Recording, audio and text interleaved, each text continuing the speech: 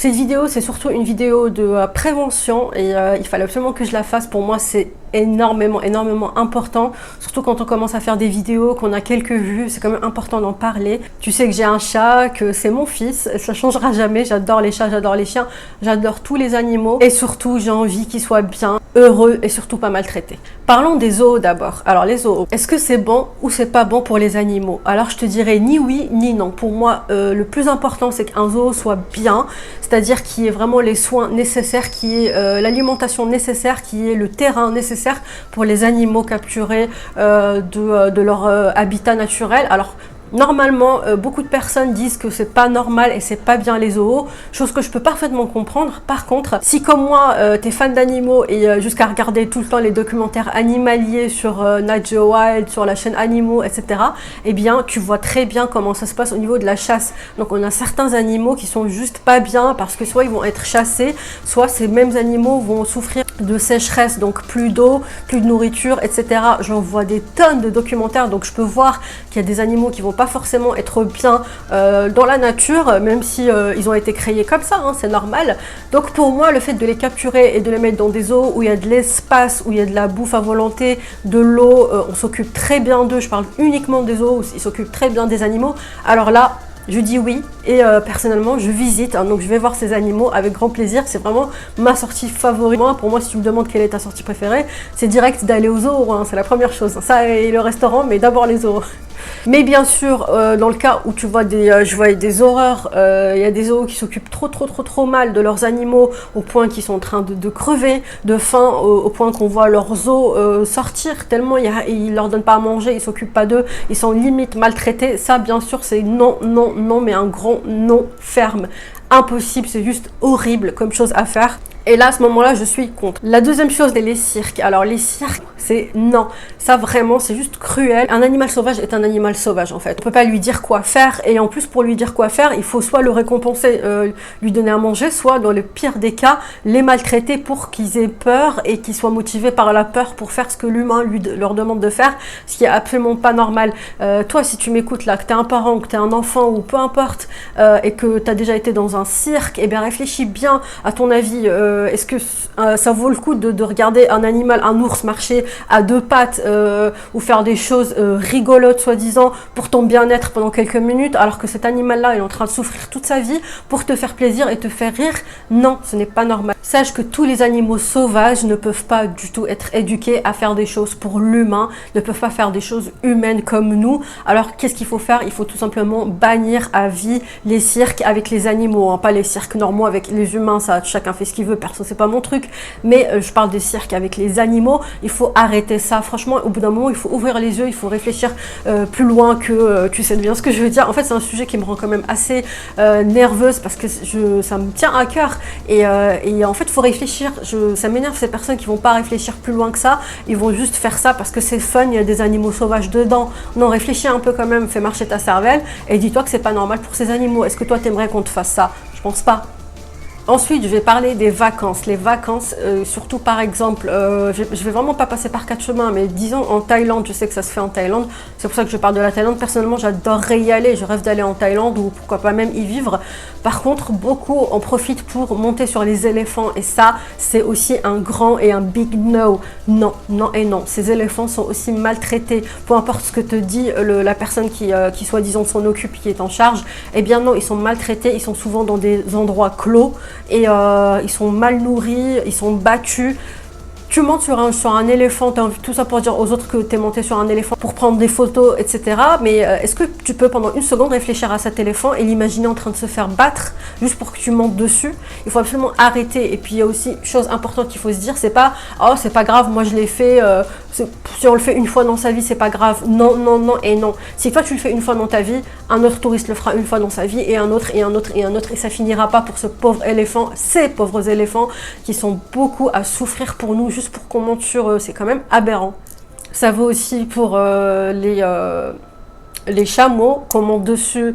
Une fois c'était à Dubaï, je voyais ça, on monte dessus, on voyait qu'au bout d'un moment le chameau il en pouvait plus, il tombait avec les gens dessus tellement il en pouvait plus parce que toute la journée il a fait que ça. Ça vaut aussi pour les singes qu'on voit à Marrakech, à Jam El Fna, la fameuse place. Ça vaut aussi pour les serpents là-bas. Ça vaut pour tout type d'animaux. En fait, juste retiens ça dans ta tête.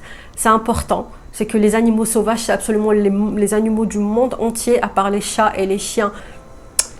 Et tout le reste, il ne faut pas les adopter. Il ne faut pas aller faire payer pour les voir, faire une sorte d'art pour toi. Tout ça, c'est pas normal. Il faut te dire que c'est pas normal. Et ça vaut aussi, parce qu'à chaque fois que je te parle d'un sujet, je pense à un autre qui vient comme ça. Ça vaut aussi pour les tigres qui sont drogués. Et je vois souvent des personnes qui osent se poser à côté du tigre comme ça, genre ah, je suis à côté du tigre, regarde, j'ai pas peur. Et il prend la pose avec le tigre. Mais qu'est-ce que tu as dans la tête pour faire ce genre de choses? Le tigre, il est drogué et il y a rien de héroïque là-dedans que de se poser avec un tigré drogué.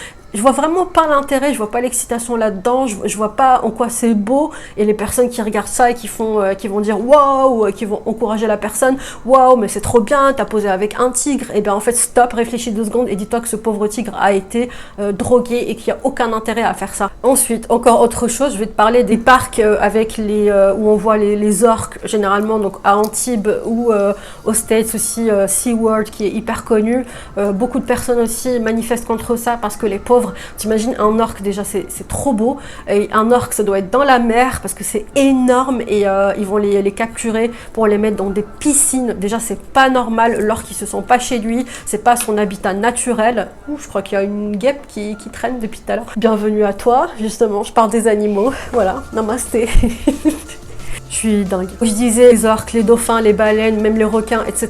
Pour tous ceux qui sont capturés et qui sont dans des piscines pour performer pour les personnes. Alors ça aussi, c'est un truc je ne comprends pas non plus. Ok, c'est super de voir un orque, mais en fait, fais en sorte de le voir dans son habitat naturel. C'est-à-dire, va à la mer, va là où on peut les voir. Mais toi, tu es dans un bateau et ce mammifère en question, eh ben, il est en liberté. Là, ok, va le voir, mais ne va pas le voir dans un endroit où il est capturé, qui dit capturé veut dire malheureux. En fait, il faut absolument avoir cette conscience, il faut la prendre, cette conscience, et réfléchir avec son cerveau. Si ça t'arrive pas aujourd'hui, peut-être que ça t'arrivera plus tard, mais c'est aussi le but de cette vidéo, c'est de mobiliser les personnes. Je vous demande vraiment, toi qui me regardes, peu importe ton âge, je te demande vraiment, si tu le fais pas déjà, je te demande d'être conscient sur ça, en fait, de bien réfléchir à ce que tu fais, et de réfléchir d'abord au bien-être des animaux avant de réfléchir à ton propre bien-être pour le divertissement. C'est pas normal, eux c'est leur vie qu'ils jouent, et nous c'est juste pour un moment où on a envie de se divertir.